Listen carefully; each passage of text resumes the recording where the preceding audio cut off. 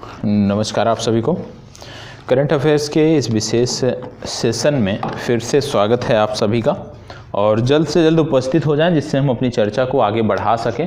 और जो भी प्रश्न हैं, जैसे कि 20 प्रश्न होते हैं प्रतिदिन के, उसी प्रकार से आज भी 20 प्रश्न हैं और हमें इन्हीं 20 प्रश्नों का अध्ययन करना है। ठीक है, तो सभी उपस्थित हो जाएं जिससे चर्चा को आगे बढ़ाया जा सके। चले, धीरे धीरे लोग आ रहे हैं जिनको आना है। कुछ लोग टाइम पास के लिए आते हैं, तो ऐसे टाइम पास वाले कुछ लोगों को कल ब्लॉक किया गया था। कृपया करके यदि टाइम पास के लिए आ रहे हैं तो ना आए, बहुत सारे विकल्प हैं, अन्य विकल्पों पे जाएं, बहुत सारे चैनल हैं, वहाँ जाकर टाइम पास करें। ठीक है, चले इसको देखें। पहला प्रश्न यहाँ पर हम शुरू करने वाले हैं। कल की कक्षा में कुछ छात्र थे जो लगातार, दो लोग थे, एक कोई छात्रा थी, एक कोई छात्र थे, लगातार सिर्फ और सिर्फ पिछले 10 मिनट से मैं देख रहा था कल लगातार सिर्फ आपसी चैट हो रहा था। तो इस तरह के चैट के लिए ये प्लेटफॉर्म नहीं है, इसके लिए आप अन्य जगहों पर जा सकते हैं। ठीक है, यदि आप पढ़ने के लिए आते हैं तो निश्चित रूप से आएँ, पढ़ें, जो भी हर संभव मदद हो सकेगी संस्थान द्वारा की जाएगी। लेकिन यदि आप जो है चैटिंग के लिए आते हैं, आपसे बातचीत के लिए जो है लाइव सेशन में उपस्थित होते हैं, तो एक प्रकार से आप टाइम पास कर रहे हो, अपना समय बेकार कर रहे हो। और इस प्रकार से यदि आप समय व्यतीत कर रहे हो तो निश्चित रूप से जब ये हाथ से निकल जाएगा तो आपको बहुत पछताना पड़ेगा। फिर यही होगा कि शायद हम इस तरह की गतिविधियों में ना संलिप्त होते तो आज परिणाम कुछ और होता, आज हमारी स्थिति कुछ और होती। तो ये सोचने पे ना मजबूर होना पड़े आपको, इसलिए ज़रूरी है कि जिस काम के लिए आप हैं, जिस काम को आपने लक्ष्य बनाया है, जो आपका लक्ष्य है, उस पर केंद्रित होकर कार्य करें। फालतू में, बेकार में, व्यर्थ में माता पिता के जो पैसे हैं, गाड़ी जो कमाई है, उसको ना खर्च करें, उसको ना उड़ाएं। ठीक है, क्योंकि कोई भी माता पिता कितनी मेहनत से आपके लिए ला कर देते हैं वो वही जानते हैं। चलें अब इसको देखते हैं। पहला प्रश्न कहा जा रहा है, अगस्त 2021 में स्वदेशी विमान वाहक पोत विक्रांत ने अपनी समुद्री यात्रा कहां से शुरू की थी? अगस्त 2021 में स्वदेशी विमान वाहक पोत विक्रांत ने अपनी समुद्री यात्रा कहां से शुरू की थी? आपको बताना है। विशाखापट्टनम, मैंगलुरु, कोच्चि या गोवा, कहां से इसने अपनी यात्रा शुरू की थी ये आपको बताना है। चलें बताएं। स्वदेशी विमान वाहक पोत विक्रांत की बात हो रही है।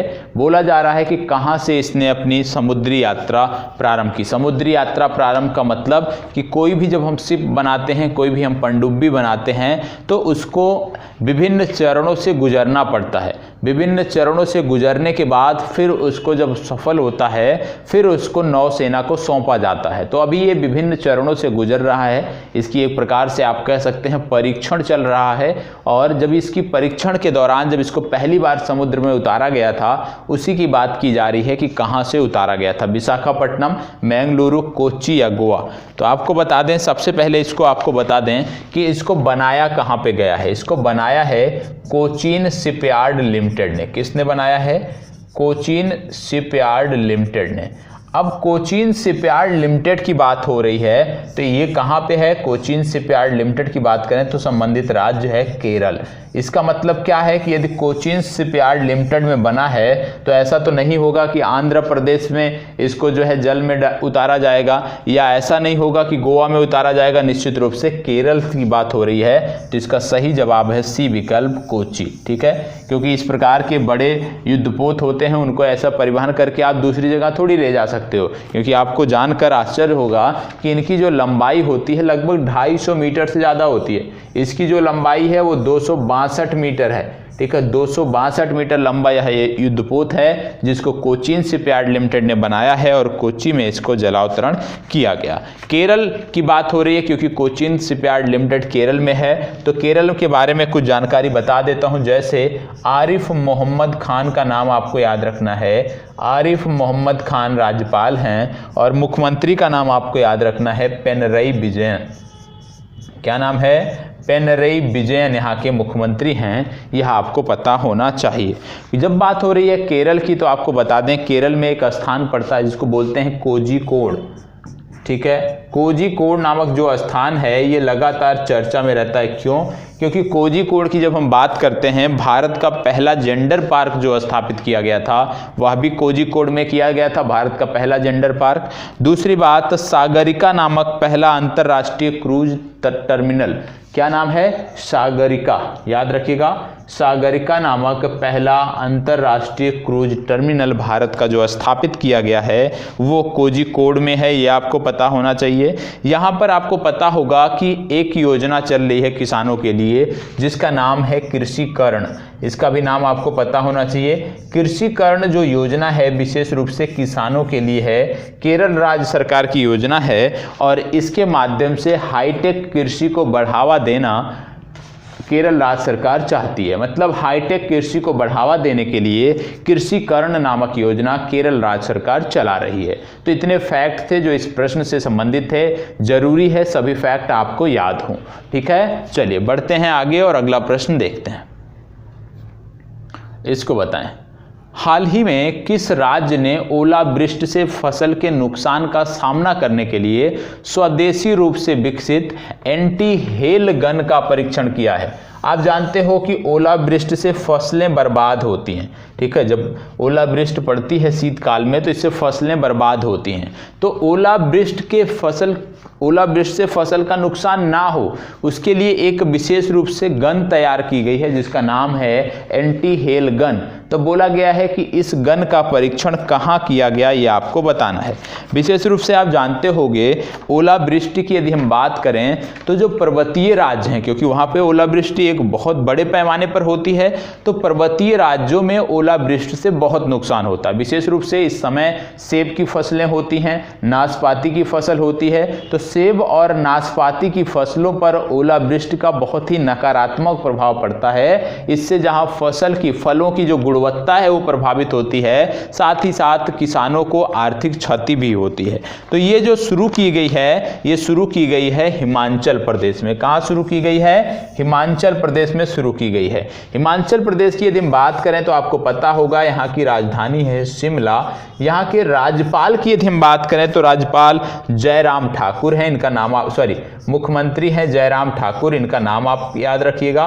ठीक है, और राज्यपाल की यदि हम बात करते हैं तो राजेंद्र विश्वनाथ अर्लेकर यहाँ के राज्यपाल हैं, इनका भी नाम आपको याद रखना है। विशेष रूप से इसको सेब और नाशपाती के फसलों को बचाने के लिए इजाद किया गया है और इसके माध्यम से क्या है कि बादलों में जो ओले के विकास की प्रक्रिया है उसको बाधित किया जाएगा। इस गन के माध्यम से ओलों का जो विकास होता है बादलों में वो नहीं होने दिया जाएगा, उसको बाधित किया जाएगा और इसके माध्यम से फसल की सुरक्षा हो सकेगी। ठीक है, इतनी जानकारी आपको पता होना चाहिए। लाहुल स्पीति, हिमाचल की बात आती है तो लाहुल स्पीति की चर्चा अवश्य होती है। बहुत सारे बाइकर्स लाहुल स्पीति जाते हैं, कब? ग्रीष्म काल में जाते हैं, सर्दियों में भी कुछ लोग जाते हैं।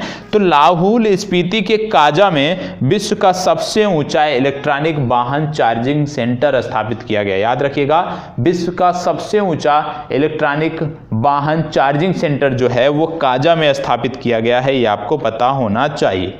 इसके साथ साथ बात हो रही है हिमाचल प्रदेश की, तो आपको पता होगा कि हींग की खेती अभी भारत में नहीं की जाती थी। तो हींग की खेती को प्रारंभ करने वाला भारत का पहला राज्य है हिमाचल प्रदेश, यह भी आपको याद रखने की जरूरत है। ठीक है, इसके साथ साथ पिछले वर्ष क्या हुआ था कि शिमला में जो है अटल बिहारी वाजपेयी की जो है एक मूर्ति जो है, प्रतिमा जो है, उसका अनावरण किया गया था। और आप जानते हो अटल बिहारी वाजपेयी जी की जो जयंती होती है वो हम 25 दिसंबर को मनाते हैं और अभी हाल ही में हमने 25 दिसंबर को अटल बिहारी वाजपेयी जी की जयंती मनाई है, ये आपको पता होना चाहिए। 98वीं जयंती हमने मनाई है, ये आपको पता होना चाहिए। ठीक है, चलिए अगला पढ़ते हैं।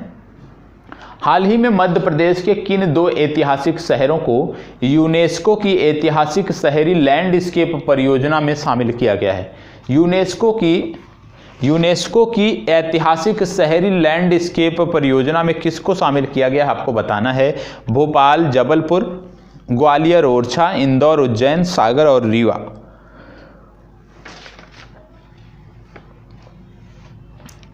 चलिए जवाब दीजिए। यहाँ पे बात हो रही है यूनेस्को की। आप सोचें इसका जवाब क्या होगा, क्योंकि पहले के प्रश्न हैं तो जवाब आपका आना चाहिए। ठीक है, यहाँ पे बात हो रही है यूनेस्को की। UNESCO इसको लिखते हैं। इसका फुल फॉर्म होता है United Nation in Educational Scientific and Cultural organisation.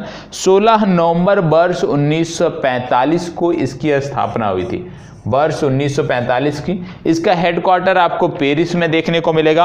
Andre Azoulay इसके प्रमुख हैं, इनका नाम भी आपको पता होना चाहिए।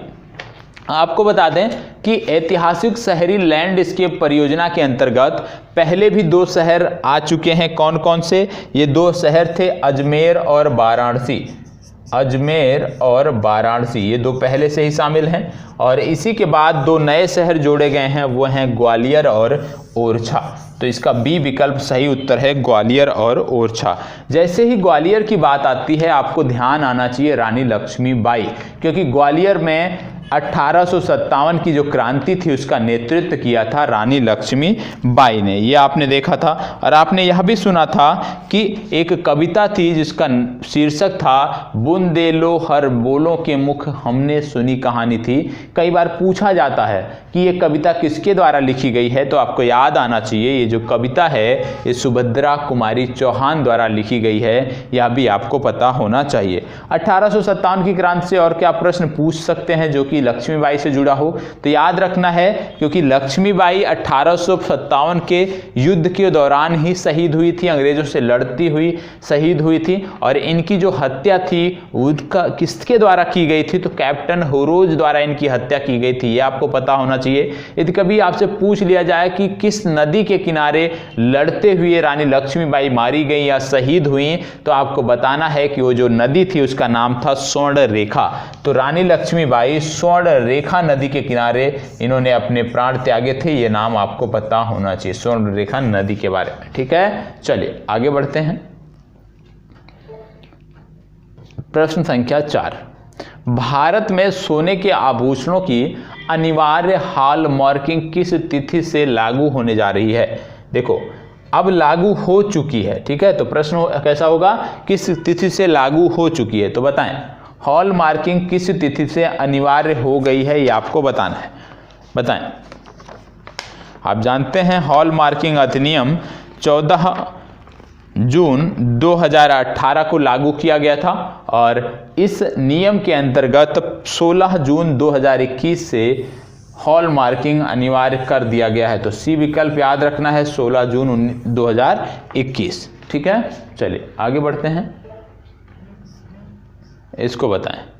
अप्रैल 2021 में जनजातीय मामलों के मंत्रालय के तहत ट्राइफेड ने किस अभियान की शुरुआत की है?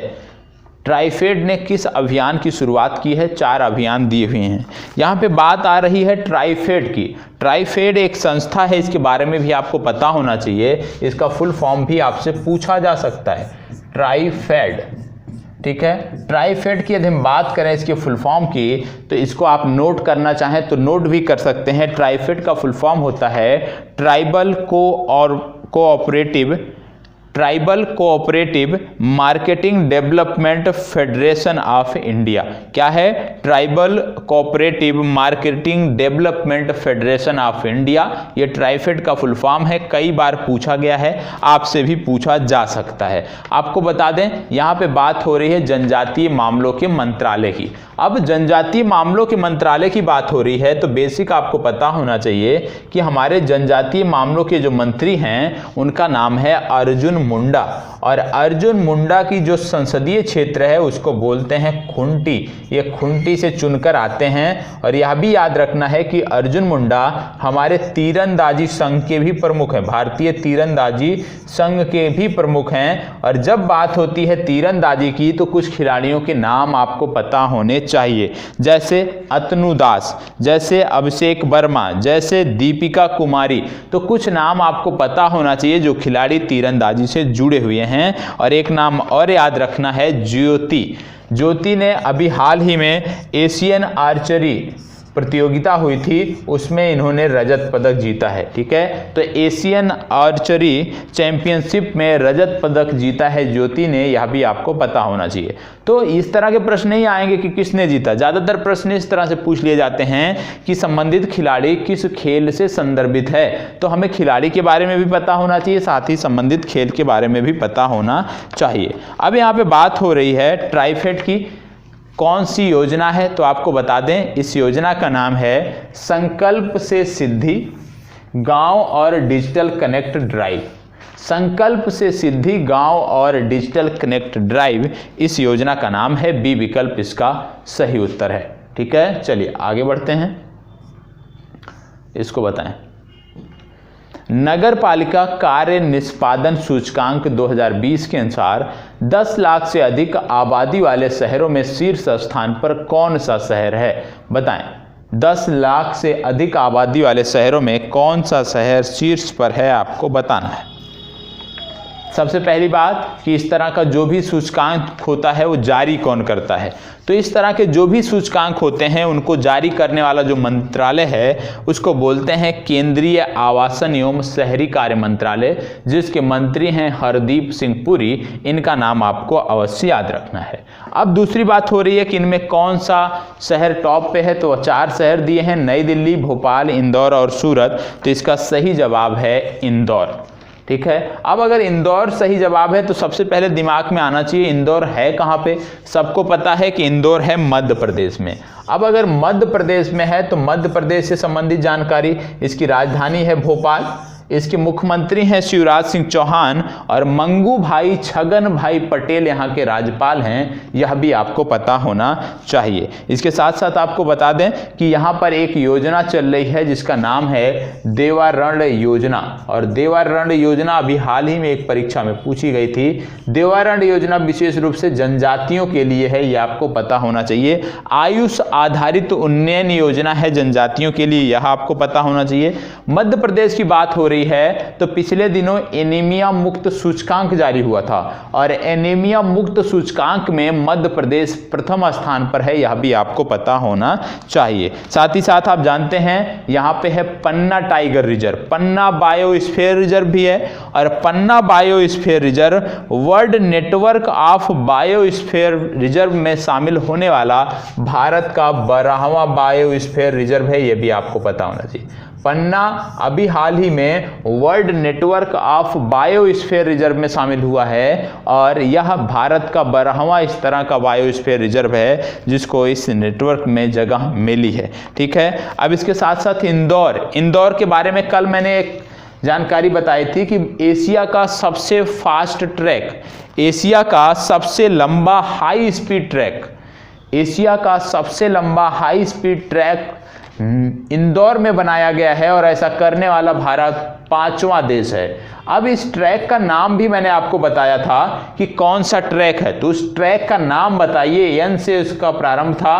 तो इसको सभी को कमेंट बॉक्स में बताना है, जो भी छात्र देख रहे हैं, जो भी बाद में देखेंगे, सभी को जवाब देना है वो ट्रैक कौन सा है जो एन से प्रारंभ होता है और जो इंदौर में बनाया गया है और एशिया का सबसे लंबा फास्ट ट्रैक है, ये आपको बताना है। ठीक है, हाई स्पीड ट्रैक है एशिया का सबसे लंबा, कौन सा है, नाम क्या है, ये आपको बताना है। आगे बढ़ते हैं, इसको बताएं। हाल ही में किस मंत्रालय ने महात्मा गांधी राष्ट्रीय फेलोशिप 2021-23 का शुभारंभ किया, बताएं। क्या बात हो रही है, किस मंत्रालय ने महात्मा गांधी राष्ट्रीय फेलोशिप 2021-23 का शुभारंभ किया, आपको बताना है।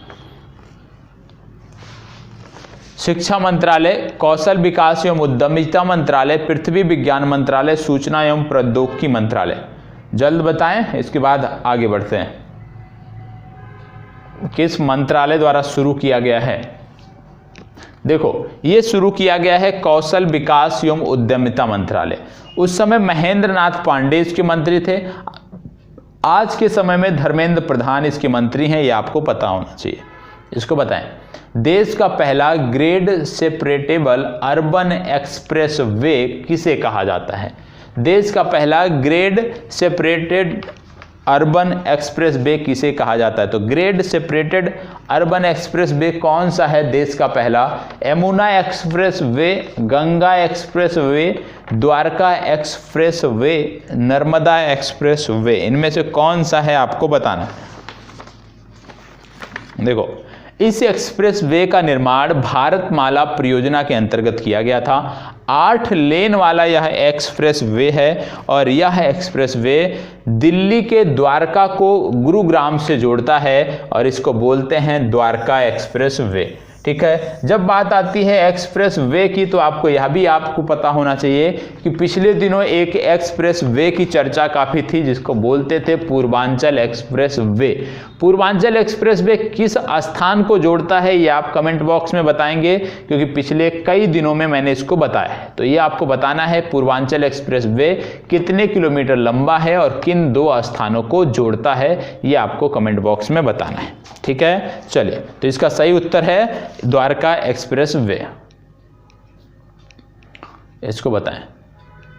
जून 2021 में किस जनजाति ने स्वायत्त जिला परिषद के गठन की मांग की है? इनमें से कौन सी जनजाति है जो स्वायत्त जिला परिषद चाहती है, आपको बताना है। रेंगमा, नगा, कार्बी, संथाल, डोगरी, इनमें से कौन सा है आपको बताना है। ठीक है, आप विचार करें, तब तक के लिए कुछ फैक्ट मैं बता दे रहा हूं, उसको सुनते भी रहें। जैसे कि आप जानते हो कि जब बात आती है जनजातियों की तो भारतीय संविधान का अनुच्छेद नंबर 342, आर्टिकल नंबर 342 है, जहां पर जनजातियों को सूचीबद्ध किया गया है। आपको यह भी पता होगा कि जनजाति के रूप में किसी भी समुदाय को अधिसूचित करने का जो अधिकार है वो राष्ट्रपति के पास होता है, ये आपको पता होना चाहिए। ठीक है, यह अधिकार सिर्फ और सिर्फ राष्ट्रपति को है। और यह भी आपको पता होना चाहिए कि यदि हम बात करें सबसे ज़्यादा अनुसूचित जनजातियों की, तो सबसे ज़्यादा अनुसूचित जनजातियां पूरे भारत में मध्य प्रदेश में रहती हैं, ये आपको पता होना चाहिए। यदि आपसे कभी पूछ लिया जाए कि भारत में सबसे ज़्यादा आबादी वाली अनुसूचित जनजाति कौन सी है, तो आपको बताना है भील। भील ट्राइब्स संख्या में सबसे ज़्यादा है, यह आपको पता होना चाहिए। अब इस प्रश्न की बात आ जाती है कि इसका सही उत्तर क्या होगा, बताएं। देखो, इसका सही उत्तर है रेंगमा नगा। ठीक है, ए विकल्प सही उत्तर है। ए विकल्प इसका सही उत्तर है। असम और नागालैंड में ये लोग रहते हैं। ठीक है, ये आपका सही उत्तर है। अब असम की बात यदि हो रही है तो असम की कुछ जनजातियां आपको पता होनी चाहिए, जैसे गारो, खासी, जयंतिया और कार्बी, ये 4 प्रमुख असम की जनजातियां हैं। नागालैंड की बात करें तो 2 जनजातियां आपको याद रखनी है, नागा और कछारी, ये 2 जनजातियां नागालैंड के संदर्भ में भी याद रखनी है। नागालैंड वही प्रदेश है जिसकी राजधानी कोहिमा में हार्नबिल फेस्टिवल प्रत्येक वर्ष दिसंबर के प्रथम सप्ताह में मनाया जाता है। ठीक है, चलिए इसको बताएं। हाल ही में भारत सरकार के किस मंत्रालय ने एक अधिसूचना जारी कर अफगानिस्तान, बांग्लादेश और पाकिस्तान से संबंधित और भारत के 13 जिलों में रहने वाले गैर मुस्लिमों को भारतीय नागरिकता के लिए आवेदन करने को कहा है? यह घटनाक्रम मई माह का है। 28 माह को यह अधिसूचना निकाली गई थी और इसमें विशेष रूप से भारत के अलावा जैसे बात की गई है अफगानिस्तान, बांग्लादेश और पाकिस्तान से जो हिंदू आए हैं, मतलब गैर मुस्लिम जो आए हैं, उनको नागरिकता की बात की जा रही है। इसके साथ साथ भारत के 13 जिलों की भी बात की गई है जो लोग रहते हैं। तो ये जो 13 जिले हैं ये किन राज्यों में हैं? ये राज्य हैं गुजरात, छत्तीसगढ़, राजस्थान, हरियाणा और पंजाब। इन 5 राज्यों के 13 जिलों में जो इस प्रकार के लोग रह रहे हैं वो अब नागरिकता के लिए आवेदन कर सकते हैं, लेकिन एक शर्त है। शर्त क्या है कि 31 दिसंबर 2014 से पहले ये भारत आए हों, साथ ही साथ कम से कम 5 वर्ष तक भारत रहे हों, तभी ये आवेदन कर सकते हैं। और आपको इनमें से बताना है कि यह अधिसूचना किसके द्वारा निकाली गई है? विदेश मंत्रालय, रक्षा मंत्रालय, गृह मंत्रालय या रेल मंत्रालय? बताएं, यह अधिसूचना किसके द्वारा निकाली गई है? तो यह है गृह मंत्रालय। ठीक है, चलें इसको बताएं। अगस्त 2021 में केंद्रीय वित्त मंत्री निर्मला सीतारमण द्वारा कितने अवधि हेतु राष्ट्रीय मुद्रीकरण पाइपलाइन की घोषणा की गई? राष्ट्रीय मुद्रीकरण पाइपलाइन की घोषणा कितने अवधि के लिए की गई है, ये आपको बताना है। चलें बताएं कितने अवधि के लिए की गई है। देखो ये जो घोषणा थी ये 2022 से 2025 के लिए थी, और 2022 से 2025 की जब बात करते हैं तो कहने का मतलब 4 वर्षीय एक योजना है। बी विकल्प आपका सही उत्तर है, इसको भी याद रखिएगा, महत्वपूर्ण है। चलिए आगे बढ़ते हैं। 5 जून 2021 को किस राज्य सरकार के द्वारा प्राण वायु देवता पेंशन योजना आक्सी 1 की घोषणा की गई है। प्राण वायु देवता पेंशन योजना मैंने आपको बताया भी था कि ये शुरुआत हुई थी कि जो भी इस राज्य के अंतर्गत जो भी 75 वर्ष से पुराने पेड़ हैं उनकी देखभाल के लिए 2500 रुपये की पेंशन उनके देखभालकर्ता को दी जाएगी, और ये राज्य था हरियाणा। तो बी विकल्प इसका सही उत्तर है। याद रखिएगा 75 वर्ष से ऊपर के पेड़ों के लिए ये बात हो रही है। हरियाणा की जब बात आती है तो आपको पता होगा पिछले दिनों हरियाणा ने अपने राज्य के अंतर्गत मतलब राज्य सरकार के जो भी कर्मचारी हैं उनको स्मार्ट वॉच बांटे थे। क्यों? जिससे कि उनकी अटेंडेंस की नियमित निगरानी हो सके। साथ ही साथ मुख्यमंत्री व्यापारी क्षतिपूर्ति योजना भी इस राज्य में चल रही है। 2 नई रामसर स्थल यहाँ पे बनाए गए हैं। पहला था भिंडावास, दूसरा था सुल्तानपुर नेशनल पार्क। पहला था भिंडावास, दूसरा है सुल्तानपुर। ये 2 नए रामसर साइट हैं हरियाणा की, ये आपको पता होने चाहिए। ठीक है, इसके साथ साथ आप जानते हो कुम्भरिया न्यूक्लियर पावर प्लांट भी हरियाणा में है, इसको बताएं। केंद्र सरकार ने सड़क दुर्घटना से होने वाली मौतों को 50% तक कम करने का लक्ष्य निर्धारित किया है। कब तक? ये लक्ष्य कब तक पाने हैं ये आपको बताने हैं। सड़क दुर्घटनाओं में जो मौतें होती हैं वो किसी भी भयानक गंभीर जैसे कैंसर जैसे असाध्य रोगों में भी उतनी आप कह सकते हो मौतें नहीं होती हैं जितनी कि प्रतिवर्ष सड़क दुर्घटनाओं में होती हैं। तो सड़क दुर्घटनाओं में जो मौतें हो रही हैं उनको 50% तक कम करने का लक्ष्य निर्धारित किया गया है। कब तक? वही वर्ष आपको बताना है, वर्ष 2030, वर्ष 2015, वर्ष 2024 या 2022। तो इसका सही उत्तर है वर्ष 2024। याद रखिएगा सरकार का प्रयास है कि वर्ष 2024 तक सड़क दुर्घटना से होने वाली मौतों के जो आंकड़े हैं उनमें 50% की कमी की जाए। इसको बताएं। आम चुनाव 2019 ये रहने दीजिए, इसका अब प्रासंगिक नहीं है, इसको बताएं। निम्नलिखित में से किसने दिल्ली चंडीगढ़ राष्ट्रीय राजमार्ग पर पहले सौर आधारित इलेक्ट्रिक वाहन चार्जिंग स्टेशन का उद्घाटन किया है? बताएं किसने यह उद्घाटन किया है, ये आपको बताना है। किसने यह उद्घाटन किया है? निम्नलिखित में से किसने दिल्ली चंडीगढ़ राष्ट्रीय राजमार्ग पर पहले सौर आधारित इलेक्ट्रिक वाहन चार्जिंग स्टेशन का उद्घाटन किया है? आपको बताना है। तो यह उद्घाटन किया गया है महेंद्र नाथ पांडे द्वारा। बी विकल्प सही उत्तर है, इसको बताएं। अगस्त 2021 में उपराष्ट्रपति टाइपिंग में मिस्टेक है, करेक्ट कर लीजिएगा। उपराष्ट्रपति वेंकैया नायडू और राज्यसभा के उपसभापति हरिवंश ने अंग्रेजी सामग्री का विभिन्न भारतीय भाषाओं में अनुवाद करने वाले AICTE टूल की प्रस्तुति देखी। यह टूल अंग्रेजी भाषा की सामग्री को कितने भारतीय भाषाओं में अनुवाद करता? मतलब राज्यसभा की जो भी अभी तक गतिविधियां होती थी ज़्यादातर अंग्रेजी भाषा में होती थी, तो अंग्रेजी भाषा से उनको विभिन्न क्षेत्रीय भाषाओं में ट्रांसलेट करने की बात की गई है। इसके लिए एक विशेष व्यवस्था की गई है और बोला जा रहा है कि इस विशेष व्यवस्था के अंतर्गत कितने भाषाओं में अंग्रेजी भाषा का अनुवाद किया जाएगा, ये आपसे पूछा जा रहा है। बताएं। यहाँ पे बात हो रही है उपराष्ट्रपति की। तो आप जानते हो आर्टिकल नंबर है 63 जो कहता है कि भारत का एक उपराष्ट्रपति होगा। आपको यह भी पता होगा बात हो रही है राज्यसभा की, तो राज्यसभा में अधिकतम सदस्य संख्या हो सकती है 250, जिनमें से 238 सदस्य राज्य विधानसभाओं और केंद्र शासित प्रदेशों या संघ शासित प्रदेशों से आते हैं और 12 सदस्य राष्ट्रपति द्वारा जो है चयनित किए जाते हैं, निर्वाचित किए जाते हैं, मनोनीत किए जाते हैं। ये आपको पता होना चाहिए। यदि आपसे कभी पूछ लिया जाए कि राज्यसभा के लिए नियुक्ति होने के लिए न्यूनतम सीमा क्या है, आयु सीमा, तो आपको बताना है 30 वर्ष। यदि आपसे कभी पूछ लिया जाए कार्यकाल कितना होता है, आपको बताना है 6 वर्ष। यदि आपसे कभी पूछ लिया जाए कि प्रत्येक 2 वर्ष पर कितने सदस्य जो है यहाँ से आप कह सकते हो रिटायर होते हैं, समय खत्म होता है उनका। तो आपको याद रखना है 1/3 सदस्य जो है वो सेवानिवृत्त होते हैं प्रत्येक 2 वर्ष पर, यह भी आपको पता होना चाहिए। तो ये जो टूल है ये 11 भाषाओं में, अंग्रेजी भाषा को 11 भाषाओं में ट्रांसलेट करता है, ये आप याद रखना, ठीक है। चले इसको बताएं।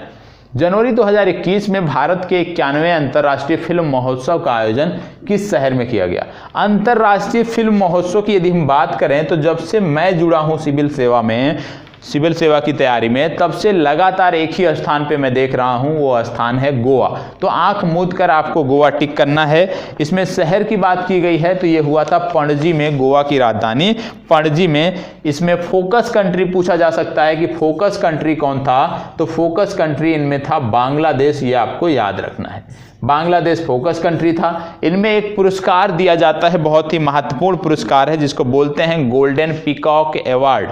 क्या बोलते हैं? Golden peacock award. तो गोल्डन पीकॉक अवार्ड, इसके बारे में भी आपको याद रखना है कि गोल्डन पीकॉक अवार्ड जो है इस किसको दिया गया, तो आपको याद रखना है ये दिया गया था इनटू द डार्कनेस। एक मूवी है इनटू द डार्कनेस, इसका नाम याद रखिएगा, इनटू द डार्कनेस, इसको दिया गया गोल्डन पीकॉक अवार्ड, ये आपको पता होना चाहिए। समापन जब हुआ इसका तो एक जापानी मूवी यहाँ पर दिखाई गई, इसका नाम था वाइफ ऑफ ए स्पाई।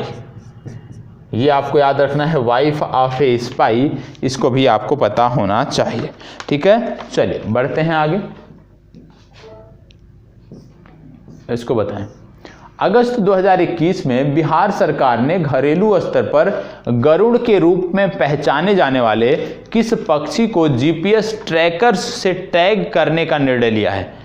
किस पक्षी को जीपीएस ट्रैकर्स से ट्रैक करने का निर्णय लिया है, आपको बताना है।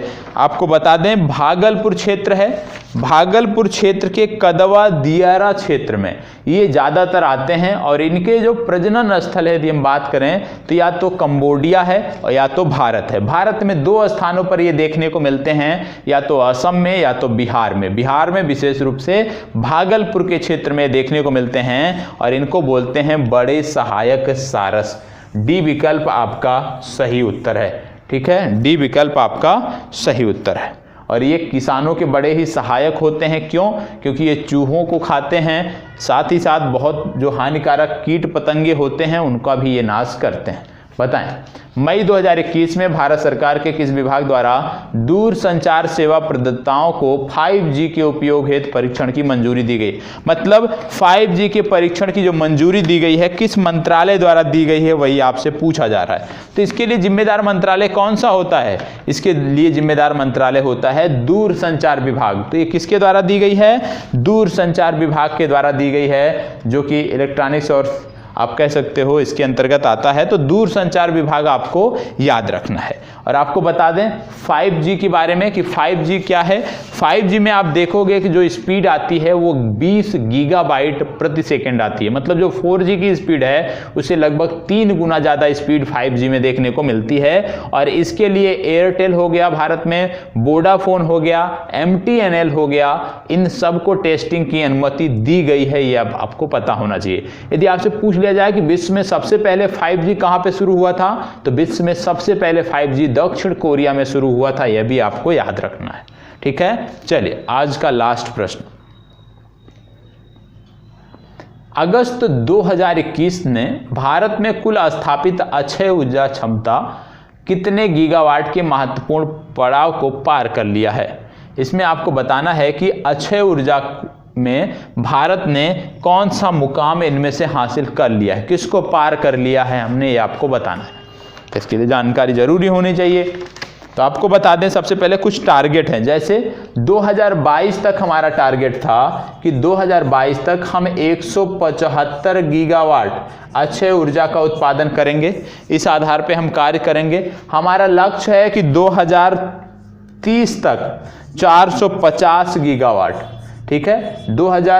2030 तक 450 गीगावाट अक्षय ऊर्जा क्षमता स्थापित करनी है। 2022 तक हमें 175 गीगावाट स्थापित करनी है। 2022 आ भी गया और अभी हमने 100 गीगावाट क्रॉस किया है, मतलब 100 गीगावाट से ज़्यादा विद्युत अब अक्षय ऊर्जा से हम उत्पादित कर रहे हैं। बी विकल्प आपका सही उत्तर है, 100 गीगावाट, ये आपको पता होना चाहिए। वैश्विक अक्षय ऊर्जा की स्थापना में आप जानते हैं वैश्विक स्तर पर यदि हम बात करें तो भारत का स्थान चौथा है। यदि हम बात करें पवन ऊर्जा के संदर्भ में भारत का स्थान वैश्विक स्तर पर, तो वहां भी चौथा स्थान है, ये आपको पता होना चाहिए। तो याद रखिएगा, वैश्विक अक्षय ऊर्जा स्थापना के संदर्भ में जो भारत का वैश्विक स्तर पर स्थान है वो है चौथा। मतलब भारत लगातार जो हम कोयले से विद्युत उत्पादित कर रहे हैं उसको प्रतिस्थापित करने के लिए कार्य कर रहा है। और शायद क्योंकि यदि हम 100 गीगावाट क्रॉस कर लिए हैं तो भले ही हम 175 गीगावाट की क्षमता को ना, जो हमारा लक्ष्य था उसको ना पा सकें, लेकिन कम से कम 150 गीगावाट तक हम कर सकते हैं, क्योंकि हमने ये फरवरी से मार्च माह में हमने 100 गीगावाट क्रॉस कर लिया है। ठीक है, तो आज के लिए इतना ही। कल फिर मिलते हैं और कल से आपकी सीरीज शुरू हो रही है प्रीवियस ईयर की, जिनमें हम अध्ययन करेंगे मैथ से संबंधित तथ्यों की। तो अब जो प्रीवियस ईयर की सीरीज है, मैथ के किस प्रकार से प्रश्न पूछे गए हैं, रीजनिंग के किस प्रकार से प्रश्न पूछे गए हैं, उनकी चर्चा आपको देखने को मिलेगी। तो आपको देखना जरूरी भी है। जिनका मैथ कमजोर है, मैथ वीक है, निश्चित रूप से ध्यान से देखेंगे, उसी कक्षा में उनकी सारी चीजें क्लियर हो जाएंगी। तो आज के लिए इतना ही। ठीक है, कल फिर मिलते हैं, तब तक के लिए इसी प्रकार बने रहें। धन्यवाद, बहुत बहुत आभार। और जो कमेंट बॉक्स में आपसी चैट चलता है उसको कृपया करके बंद कर दें, तो लाइफ आपकी भी अच्छी हो जाएगी और जो अन्य छात्र देख रहे हैं उनका भी डिस्टर्बेंस थोड़ा सा कम होगा। ठीक है, चलिए, बहुत बहुत धन्यवाद।